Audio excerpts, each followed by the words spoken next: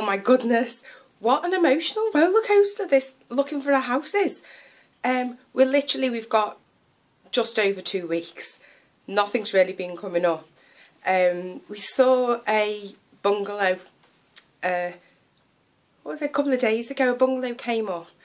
It's a little bit more than what we're paying here. But you know, I just got a nice feeling when I walked in, and it was quite airy and quite big.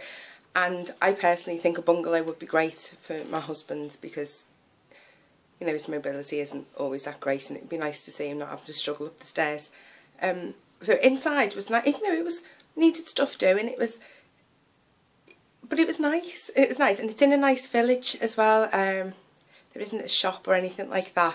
But we've lived somewhere like that before, and it actually really wasn't that much of a problem. It's 20 minutes away from my job driving. Really should have a look to see if there's a bus just in case something happens with the car, which, as you know, is likely. So yeah, so we've seen that, but oh, I'm sorry. I think you're used to my shaky filming. So inside was great, and the room sizes were okay. I just don't know, it just had a nice feeling about it. But outside was the thing that made us think, oh, because there's always got to be something, hasn't there? There's always got to be a compromise. That's just life. I wonder if anybody just doesn't have to compromise. You know, like if you were like mega rich, now they probably still have to compromise, don't they? But I bet they don't have to have, you know, I bet they're not like major compromises. And who am I talking about? I'm just blabbering now. I have no idea what it's like to be rich. They probably just have the same compromises as everybody else, just on a more expensive scale. So anyway, the outside, it had what was advertised as like a wraparound garden. So, you know, the garden goes all around the property. It's a detached bungalow, which would be great. Not having to be squashed in between two people who just seem to do nothing but bang and talk loudly and constantly work on the house every single day. So, do you know what? I'm getting more intolerant of people as the older I get. I was never like this when I was younger. But I think since having my rainbow coloured glasses like whipped off my eyes and smashed to smithereens, I'm starting to get a bit more disgruntled now.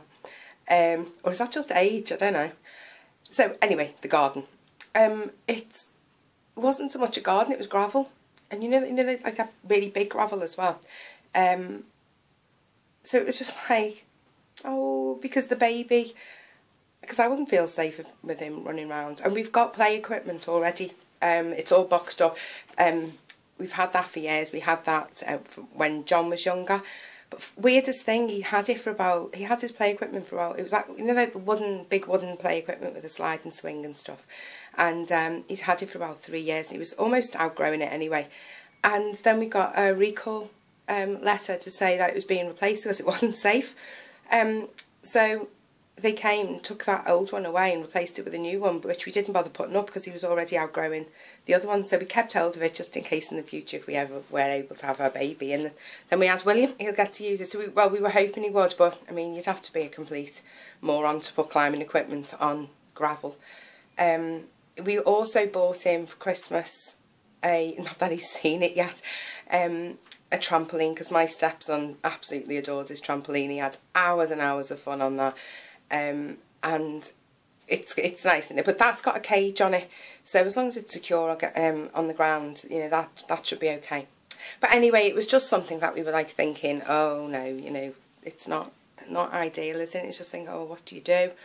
And also it was a bit more than we were thinking about paying, but the views were really nice. And I noticed in some of the houses nearby there seems to be small children like William, so it's not like my sister's worried that, you know, she just doesn't think it's right to bring a child into the countryside, which I think that's what they should be. And not should be, but I just think it'll be great for him seeing the animals, and I don't know, just the peace and quiet and listening to the birds and growing some plants, although I'm not the most green fingered, but we'll give it a go. So, you know, there's other children to be able to play with, and it seems like they seem like they might have a good community spirit, which is great, because we had that in the last village we lived in when John was tiny. So anyway, it was just like hummed and hard, and a friend of mine who moved over here from America, she's rented for years and years. And when I was telling her about the price, and I was like, oh, you know, because now we're going to have to spend more on my getting to work, and you know, the house is a little bit more, it's going to be a bit of a stretch. And she was saying she's never paid the price that it's been advertised at in any of the houses she's rented. It didn't even occur to me that that was even a possibility. I just thought, you know, it's like when you hear people buy something and they say how much for cash. And I think, I don't get that, because surely it's just how much the person's labelled it up as, but apparently it's not. So, you know, I am not, I'm not the type of person to ask things like, you know, how much for cash. But I emailed actually a really long email, and just asked, was there any possibility that it could be a bit less, and you know, we really liked it, and explained about my husband and, you know, myself and blah blah blah, and didn't get any message back yesterday. So I was on pins the whole day. The night before I hadn't slept all night. Well, no, that's a lie, because I must have slept between 3 and 4, because that was the only hour that I couldn't account for. I got a stinging headache. I'm eating painkillers like there's no tomorrow. So yeah, and then today 2 more houses came up. One's even more than this one, but in the most gorgeous village. I mean, it's gorgeous, and the house is really nice, and that has got a huge garden and with views, and just the thought of our little boy running around that garden, just, you know, just the freedom of being in the countryside and just having that big, yeah, oh, it just seems lovely. And the house itself was lovely. Again, quite old fashioned, but the rooms were massive. All the bedrooms were massive as well. More cleaning. But then there's the stairs. And then the other one, there was another one that came up in a village that I'm not, you know, it just basically be swapping this house for another house very similar in another very similar place, on like quite a big estate. And but that, I mean, the inside was gorgeous, and the kitchen was really nice. I mean, you know, it's the kind of kitchen that I've always thought, oh, I'd love a kitchen like that, and it was brilliant. Really nicely decorated. The bathroom was really nice. The garden was quite big, but it was weird, you know, a bit higgledy-piggledy. So they've got like a little bit of grass, but that had the, you know, one of those rotary washing lines in it. And then there was like a slightly raised paved area, and then random bushes and stuff like that. It was just like weird. It was just really weirdly set out. But it was £50 less than what we're paying now. So a lot less than we would be paying in the bungalow or the other one. The other one that I meant to say, the really nice one with the huge garden, that was like £100 more than we're paying now. I mean, it's doable, we could do it, but we'd be pushing it. See, it's head and heart again, isn't it? Because, you know, now we're not going to be moving to the coast, because Andrew's just like, he's just not ready. He's just not ready, and I'm not pushing him. Yeah, so I'm not going to push him to do something he's not ready to do. I've been there and I've had to do it for somebody else, and yeah, it's not a nice feeling.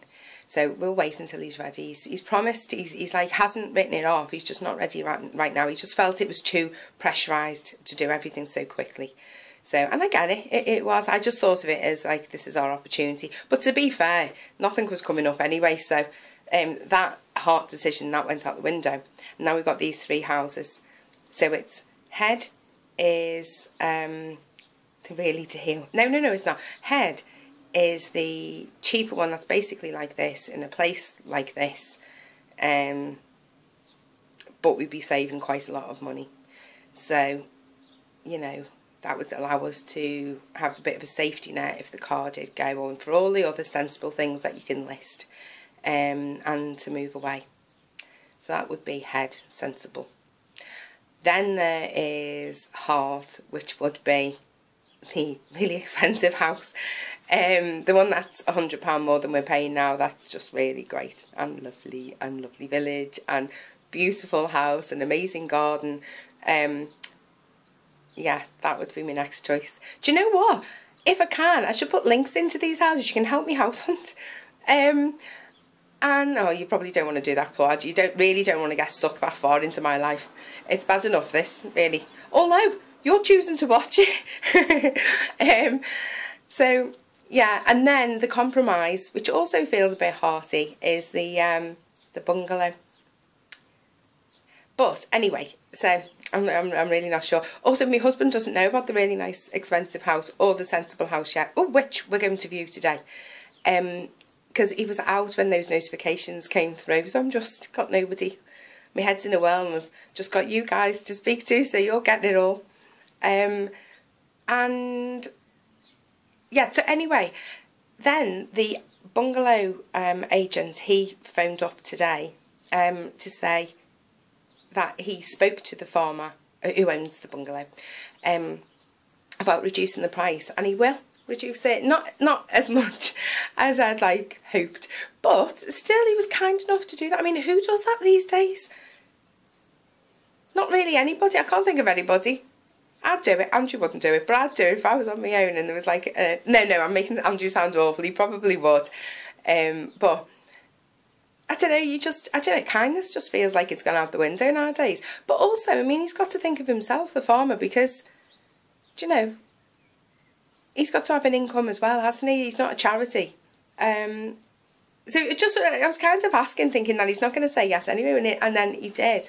And apparently, if we were to get, he really liked us. That's another thing as well, that they've had about 8 other people interested in the house, but he really liked us, and he really liked the fact that we were a family, and so he just liked us.